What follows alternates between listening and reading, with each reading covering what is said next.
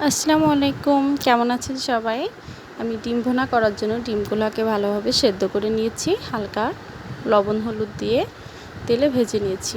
এরপর একই তেলে পেঁয়াজ বাটা, রসুন বাটা, আদা বাটা,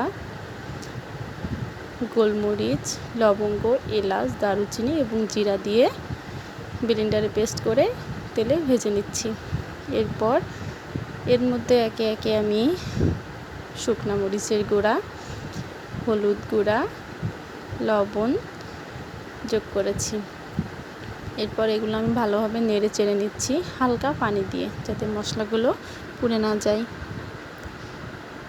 এরপর এগুলো আমি ভালোভাবে কষিয়ে নিব। ভালোভাবে নেড়ে চেড়ে কষাতে হবে যেন মশলাগুলো পুড়ে না যায়।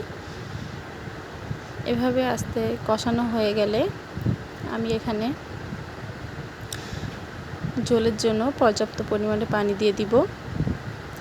পানিগুলো সুন্দরভাবে টকবক করে না ফোটা পর্যন্ত আমি অপেক্ষা করব। টকবক করে ফোটা হয়ে গেলে এখানে আমি ডিম সিদ্ধ করে রাখা, ভেজে রাখা ডিমগুলো দিয়ে দিব। এরপর পরিমাণ মতো পানি শুকিয়ে আসলে আমার রান্নাটা হয়ে গেল। দেখেন তো আমার রান্নার কালারটা কি সুন্দর এসেছে, মাশাআল্লাহ। সবাই ভালো থাকবেন, আল্লাহ হাফেজ।